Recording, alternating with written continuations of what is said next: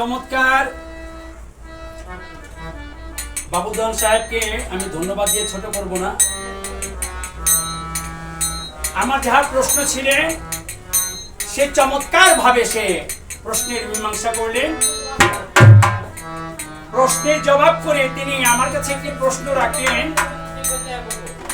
প্রশ্নটা বলেছেন খুব ছোট, কিন্তু প্রশ্নটা যেভাবে সে করেছে আসলে কি বলবো, একটা আছে অনেক লম্বা কাঁচামরিচ, সেটা ঝাল কম, আর যেটা ছোট্ট মরিচ থাকে বিন্দু মরিচ, সেটা কিন্তু অনেক ঝাল।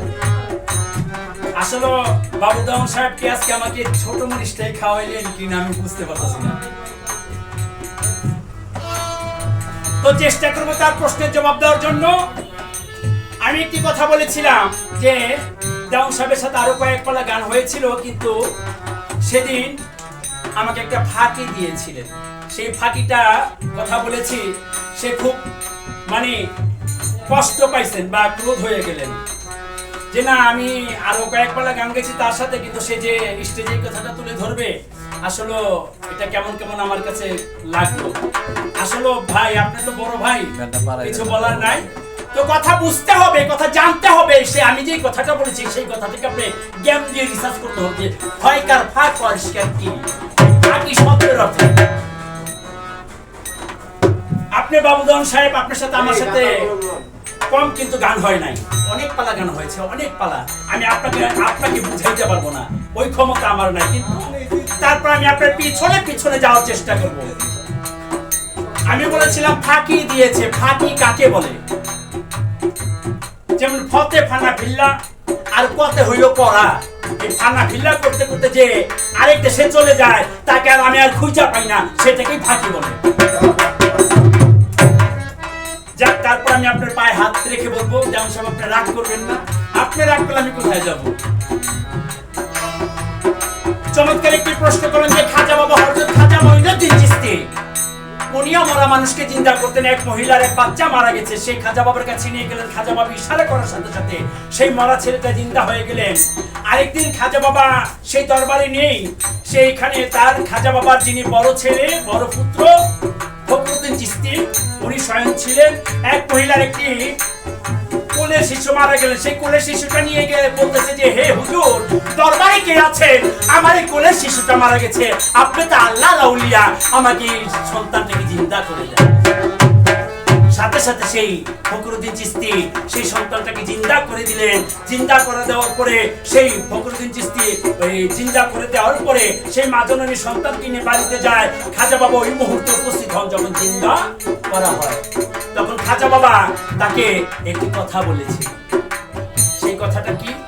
যে আউলিয়া বাবুদানের সাহেবের কথা, যে আউলিয়ারা আসছে এই দুনিয়ার ভিতরে ইসলাম কায়েম করার জন্য, ভালো কাজ করার জন্য। তারা তো ভালো কাজ করতেছে, কিন্তু তার যে মরা মানুষটা, মরা ছেলেটাকে জিন্দা করে দিলেন, এইটার মধ্যে খাজা বাবা কেন ভীতু? ভালো কাজ ছিল না? হ্যাঁ, ভালো কাজ ছিল। তবে আগে একটি গান করি, তারপরে আপনার ধন্যবাদ। তবে আপনাকে একটি কথা বলে রাখি দেওয়ান সাহেব, আপনি যাই বলেন না বলেন, কিন্তু একটা কথা বলবো, আপনি যেই রকম আপনি ওই রকম কথা বলবেন, আমি যেরকম আমি সেই রকম কথা বলবো। আপনি অনেক উচ্চ মাপের, সেই উচ্চ মাপের কথা শুনতে চাই। এই সাধারণ কথা যাতে আপনার মুখে না শুনি।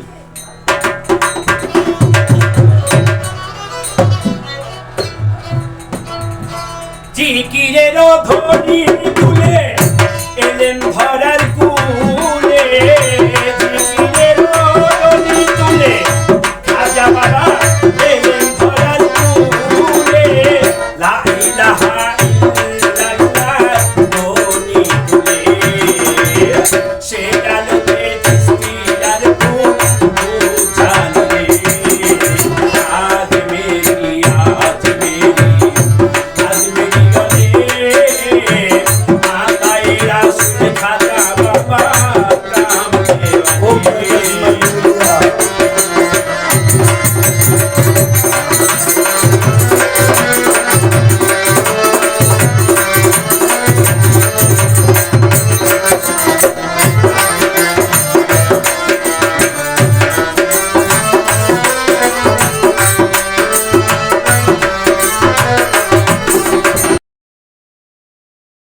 বাবা মায়ের ঘরে মধুর সুরে জিকির করে লা ইলাহা ইল্লাল্লাহ মুহাম্মদ রাসূলুল্লাহ হাসবি রাব্বি জাল্লাল্লাহ মাফি কলবি গায়ুল্লাহ নূর মুহাম্মদ সাল্লাল্লাহ লা ইলাহা ইল্লাল্লাহ আল্লাহ আল্লাহ আল্লাহু মুহাম্মদ রাসূলুল্লাহ খাজা বাবা আউলিয়া মায়ের গর্ভে থাকিয়া এই যে বিলয় করিয়া পীরের তালে তালে অন্ধকার গড়ালো চলে পীরের তালে তালে অন্ধকার গড়ালো চলে তাই তো মায়ের নামটাকে মাহিনুর বলে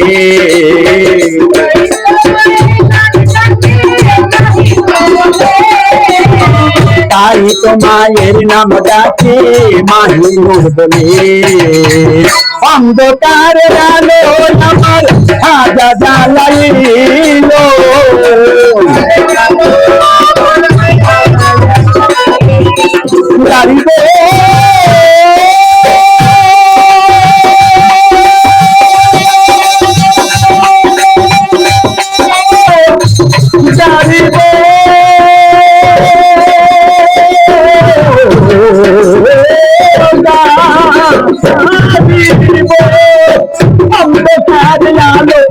আমার খাজা জ্বালাইল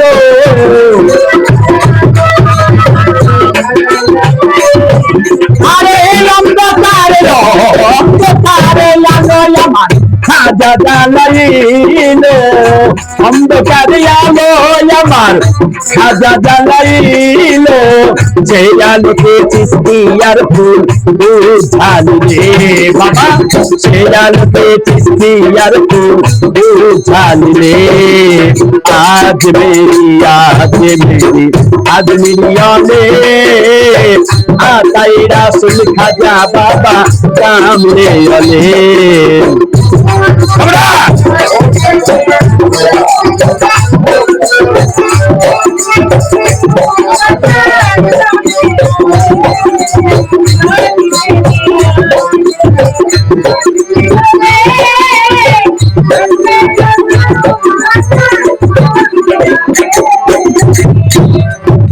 পাঁচশত 37 হিজরি জন্ম নিলেন সঞ্জরি রজবের চাঁদ ছিল উদয় ছিল সোমবার ফজর সময় জন্ম নিলেন ভক্তের প্রাণ মায়ে পেল পূর্ণিমার চাঁদ জন্ম নিলেন ভক্তের প্রাণ মায়ে পেল পূর্ণিমার চাঁদ দোলে রে খাজা বাবা মায়ের কোলে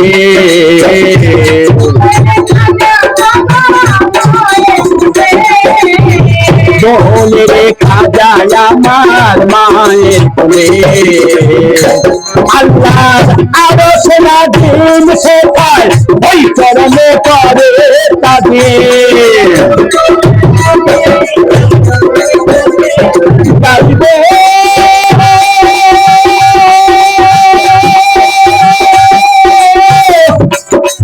গাইবে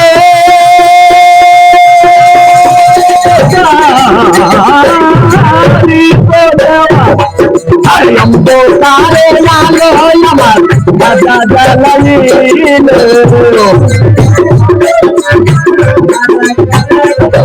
আল্লাহর আরশ আজিম সেজে ওই চরণে পড়ে তাজিম মারহাবা ইয়া মারহাবা খাজার গজলে বাবা মারহাবা ইয়া মারহাবা খাজার গজলে আজ মেরি আজমিরিয়ানে আতাই রাসুল খাজা বাবা সামনে আলে আজ মেরি আজমিরিয়ানে আতাই রাসুল খাজা বাবা সামনে আলে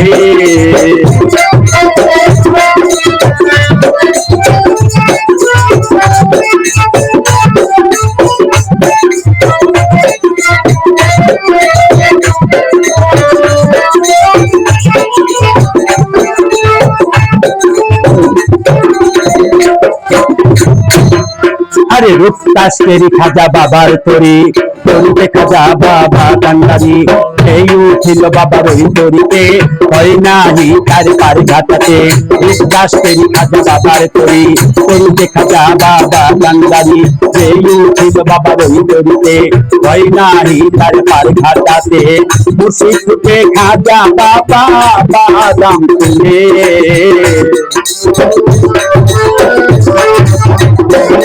ভাই মুর্শিদকে খাজা আমার বাদাম তুলে কপালের খেলে গাতে কাঁদে দৌলতি সরকারে আরে কপালের খেলে গাতে কাঁদে দৌলতি সরকারে অবন জেনে খাজা বাবা নিল তুলে আমায় অবন জেনে খাজা বাবা নিল তুলে आज मेरी हमें आताईरा तू राजा बाबा सामने वाले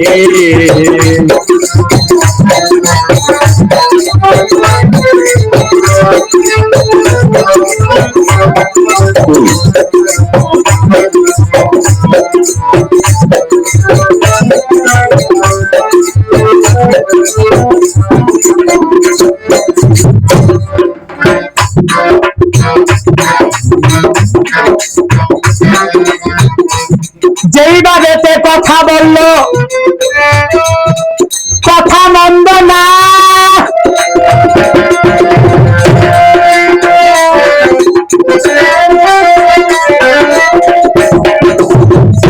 ধীরে ধীরে তাহার কথা করব বর্ণনা আমার কাছে জিজ্ঞাসা করে শ্রদ্ধেয় বাবুল দেওয়ান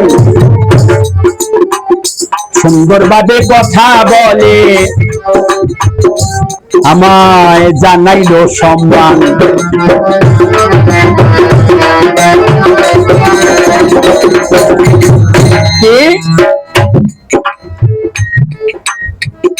আমি একদিন বলেছিলাম আমি বাবা বলেছিলাম আসলে আপনি একদিন ফাঁকি দিয়া যান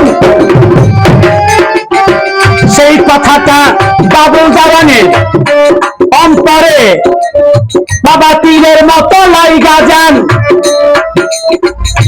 আমারে দাঁড়াই আসে কিছু কথা যাই বলিয়া ভাবে বুঝি দেওয়ান সাব গেছে রাগ হইয়া রে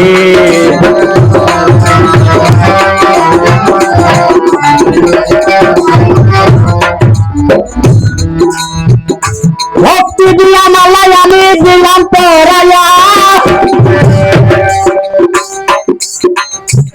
যা বলার বলবেন বাবুল দেওয়ান স্টেজের বাহিরে যাইয়া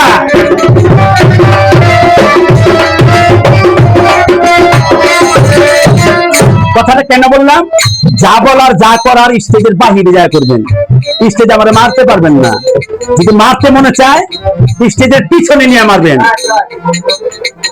স্টেজের পিছনে নিয়ে আপনার যতক্ষণ মনে চায় আমরা মারবেন তারপর আমি বলবো যে আপনি ফাঁকি দিবেন না তারপর আমি বলবো আপনি ফাঁকি দিবেন না সেই বাড়িতে আমার কাছে করলো জিজ্ঞাসা ভুলি নাই কথা করিব পুরন রে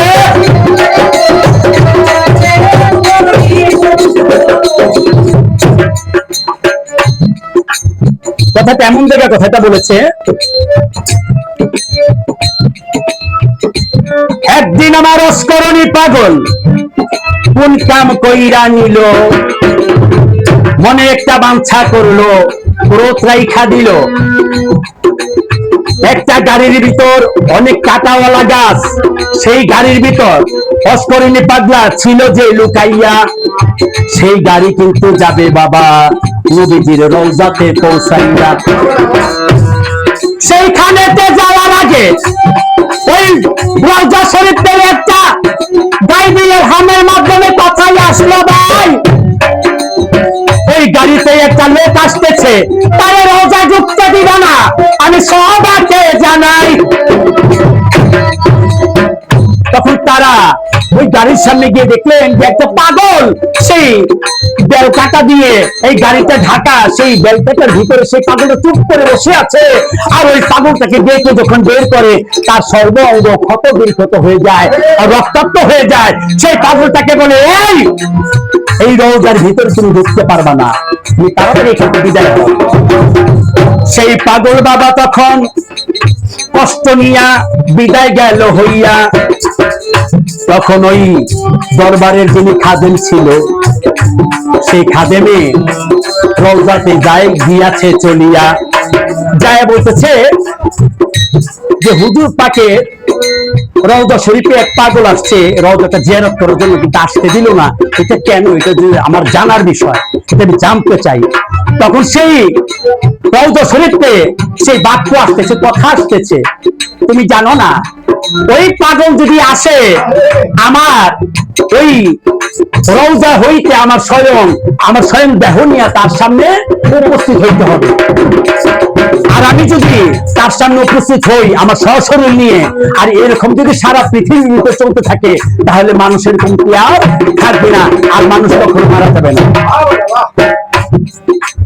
আপনার বাবা প্রশ্ন ছিল ওই জায়গাতে, আমি কথা বলে যাই। ফখরুদ্দিন চিশতি যখন ওই মরা বাচ্চাটাকে জিন্দা করলো, আমি বলি আপনার ভাই ফখরুদ্দিন চিশতি যখন খাজা বাবার বড় ছেলে, ওই দরবার হইতে মহিলা যখন আসলেন যে বাবা আপনি তো আল্লাহর আউলিয়া, আমার এই কোলের শিশুটা মারা গেছে, আপনি তো জিন্দা করে দেন। সে যখন জিন্দা করে দিল, খাজা বাবা স্বয়ং ওই জিন্দা করার পরে উপস্থিত হইলেন। তখন বলল যে না, এইভাবে তুমি কখনো তাকে জিন্দা করতে পারবা না, কারণ মরা মানুষ যদি এইবারে জিন্দা করতে থাকো তাহলে মানুষ আর মারা যাবে না। আল্লাহর বিধান না, আল্লাহর বিধান লগ্ন হয়ে যাবে, নষ্ট হয়ে যাবে, ভঙ্গ হয়ে যাবে। তাই সেই খাজা বাবা তার বড় ছেলে ফখরুদ্দিন চিশতিকে এই কথাই বলেছিলেন যে বাবা তুমি আর কখনো এই মরা মানুষ জিন্দা করিও না, কারণ তুমি যদি জিন্দা করো আর এইভাবে যদি জিন্দা হইতে থাকে তাহলে আল্লাহর যে চলমানটা সেটা লগ্ন হয়ে যাবে, এটা থাকবে না। এই তো আপনার কথা ছিল, আর তো বেশি না।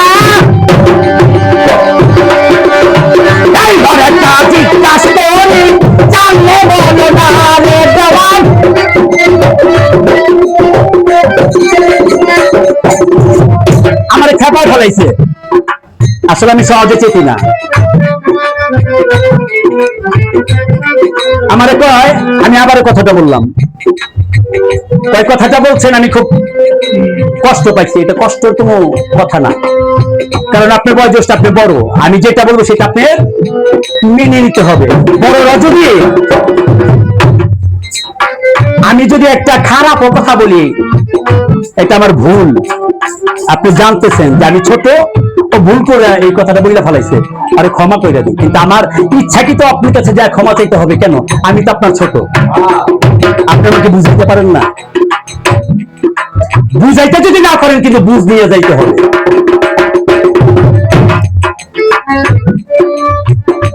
এইবার একটা জিজ্ঞাস করি, জীবনে দরিয়া পাইছি আজকা ভাবের গায়ক, জীবন বিপদে মারিয়া, তারে বিপদে মারিয়া কি মেরে দিব? ভাবের মারামারি, প্রেমের মারামারি।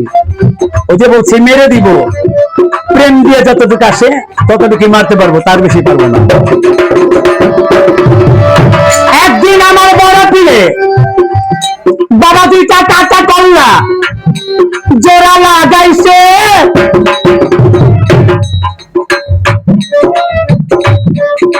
তারপরে সেই কল্লাই আবার কাটিতে হইছে। একদিন আমার বড় পীর হযরত বড় পীর আব্দুল কাদের জিলানী দুটি কাঁচা কল্লাকে জোড়া লাগিয়েছিলেন, দুটি কাঁচা কল্লাকে জোড়া লাগাইছেন, জিন্দা হইছে। আবার সেই কল্লা দুটাকে কেটে আবার কাটলেন, কাইটা পুনরায় আবার জোড়া দিয়ে আবার তাদেরকে জিন্দা করলেন। এটা কারণটা কি? কিন্তু কল্লা দুইটা যে একবার কাটা হয়েছে, জোড়া লাগাইছে, আবার যে কাটলো আবার জোড়া লাগাইলো, এইটা কারণটা কি? এই কই আমার একটা কথা বলা গেল তোরা, আরে কানা থাকতে বাবলে দেওয়ান দিবনারা যারা, সবাই দিবনারা যারা। এই পর্যন্ত প্রশ্ন রইল, দেওয়ান সাহেব রইল আপনার ধারে। আর কিছু বলিব না, আমি বলতেছি আসলে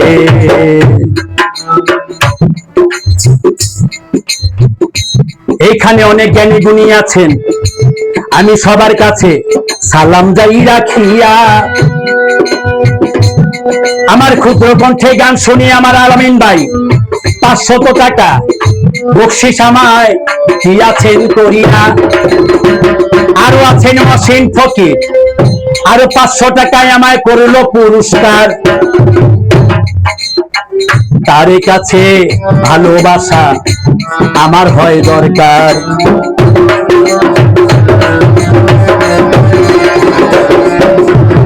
জিকিরের ধ্বনি তুলে এলেন ধরার কুলে,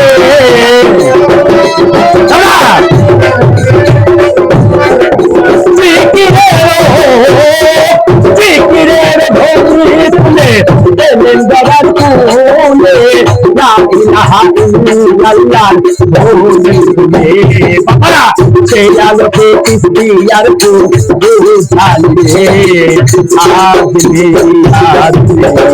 আজমি দিনে আতাই রাসুল খাজা বাবা সামনে আজমি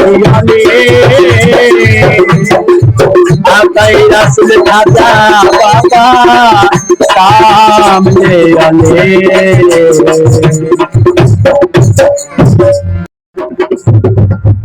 ধন্যবাদ সুলতান দেওয়ানকে, অনেক ধন্যবাদ। আমি ভাবছিলাম যে সুলতান দেওয়ানের সাথে গান আগে পরে কম বেশি যাই হইছে, এখন বুঝি একটু ব্যতিক্রমটা আমার ধারণাটা ঠিকই আছে ব্যতিক্রমটা, কিন্তু ব্যতিক্রমটা ডিমিশন না হইয়া প্রমোশন হইছে। ভালো আগের থেকে ভালো একটু পাকছে, কিছু টান বড় হইছে। কথাবার্তার যে চোট, হ্যাঁ কথাবার্তার যে চোট পার দেখা যায়, ছেলে বাল্যক হয়ে গেছে আলামিন ভাই। মাশাআল্লাহ দিলে আগামীতে বিয়ে শাদী করাইতে হইব, হ্যাঁ সামনে বিয়ে করাইতে হইব। কথাবার্তা যেভাবে মুরব্বী গুলো শুরু করছে ঠিক আছে, তা ভালো লাগছে আসলে। আমি একটা কথা বলছিলাম, রাগ হইয়া না, মনের দোষ নিয়েও না, যে স্টেজে গান হইছে, হয়তো তুমি ওই সময় স্টেজে ছিল না বা কথাটা খেয়াল করো নাই।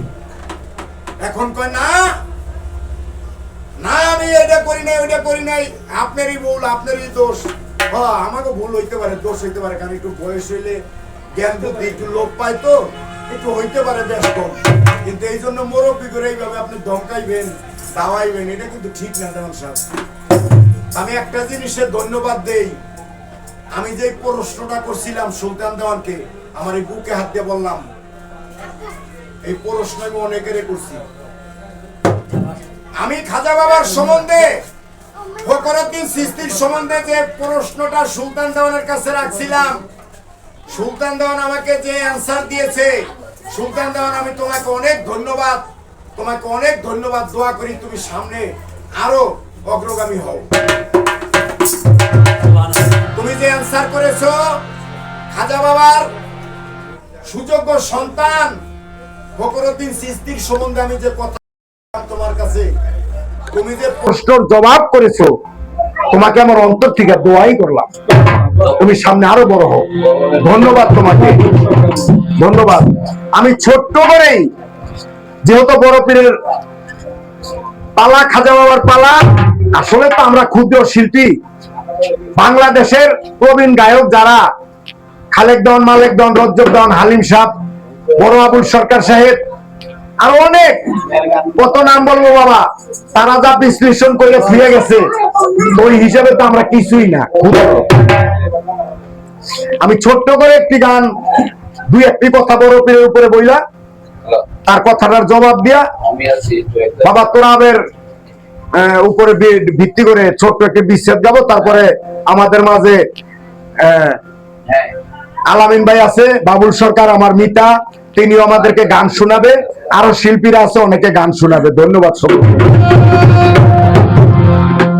আমি তোমার নামে ভাষাইলাম আমার ভাঙা নাও, আমি তোমার নামে ভাষাইলাম আমার ভাঙা নাও, পার করো ডুবাইয়া মারো তুমি জানো ভাও, পার করো ডুবাইয়া মারো তুমি জানো ভাও।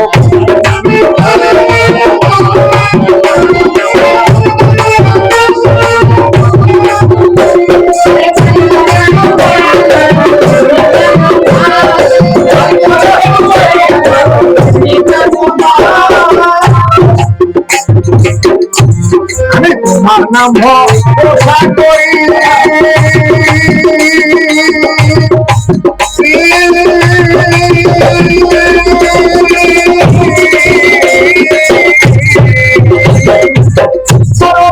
অপুর সাগর ভরলাম পারি,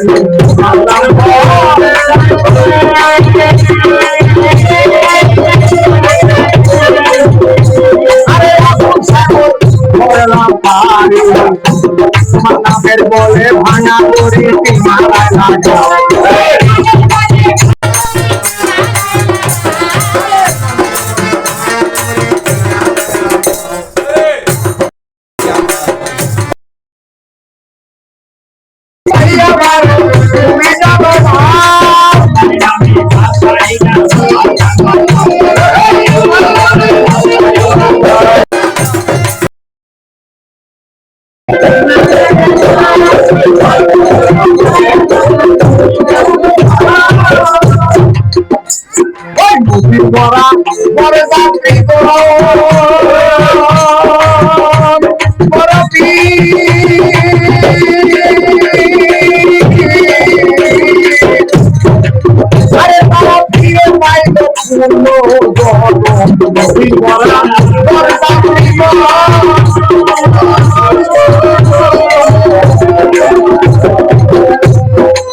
আরে তারা ফিরে পাইল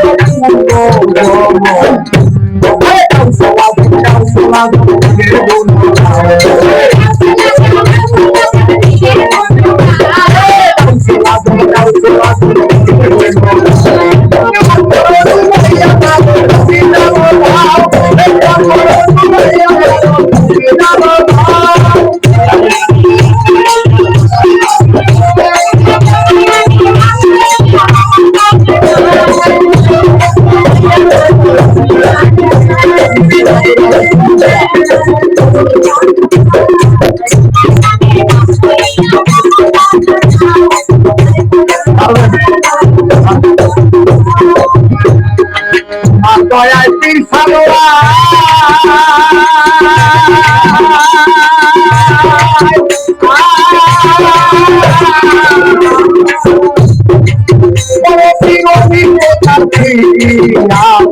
তোমার দয়ায়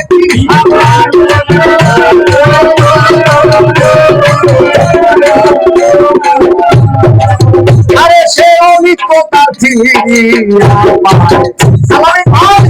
আরে আবুল সরকার বলে সবাই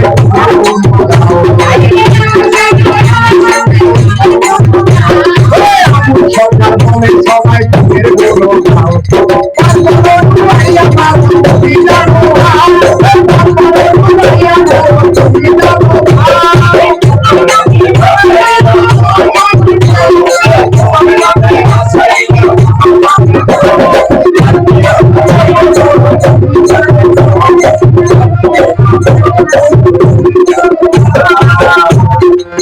যেভাবে কথা বলে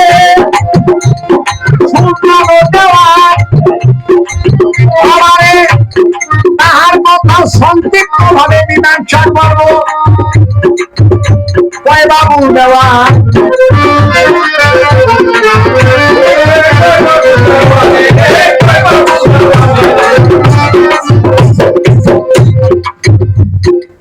দুইটা কল্লা কাটা কল্লা বাজানো জোড়া লাগাইছে,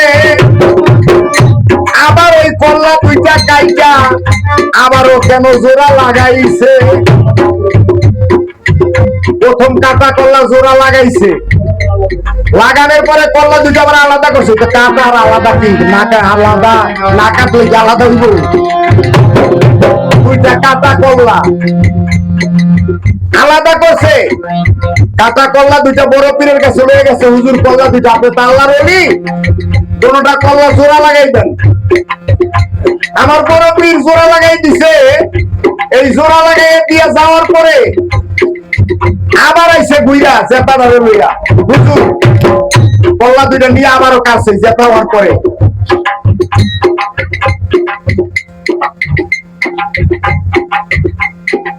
আবার এই কল্লা কাইটা আবার লইছে, হুজুর আবার এটারে ভাও করেন। শাশুড়ি আর পুতের বউ, অর্থাৎ শাশুড়ি আর ছেলের বউ বাজার প্রতিদিন ঝরগা লাইগা যায়।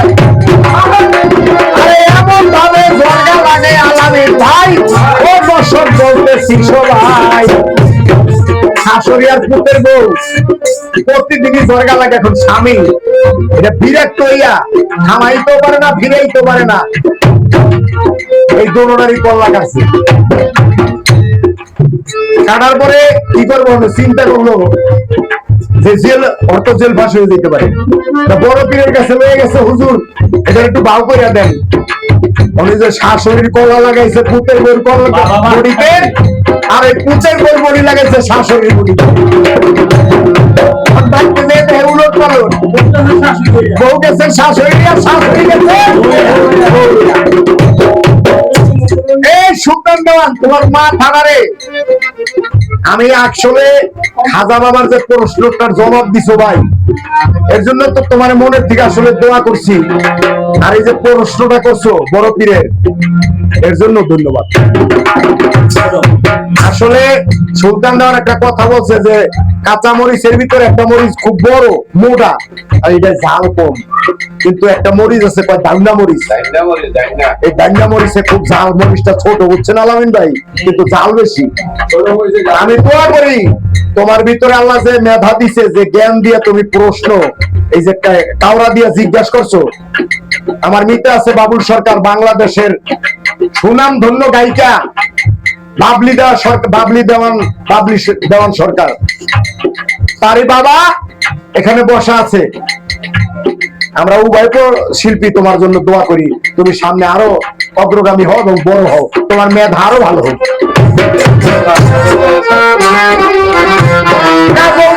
ছাত্র সুলতান দেওয়ান, আসলে তো এটাও বলতে হইব, বুঝতে পারতো যে ছাত্র ডাকার বাপ का बेटा সেপাইটা ঘোড়া কুছ নেই তো, যেরকম বাপ তেমনি বেটা। ধন্যবাদ। এখন তে বাইতে আইয়া স্বামী যে কিরে মার কল্লা লাগাইছে বউর উপরে, ওই বউর কল্লাটা লাগাইছে মায়ের লগে, তো মিলে না। বাইতে আবার বড় পীরের কাছে নিয়ে গেছে, হুজুর এরকম এরকম, ওই আবার কাইটা ভাও কইরা জোড়া লাগাই দিছে। ওই মায়েরটা মায়ের লগে দিছে কল্লা, বউরটা বউর লগে দিছে কল্লা। এই ছিল সুলতান দেওয়ানের প্রশ্ন। ধন্যবাদ তোমার ভাই।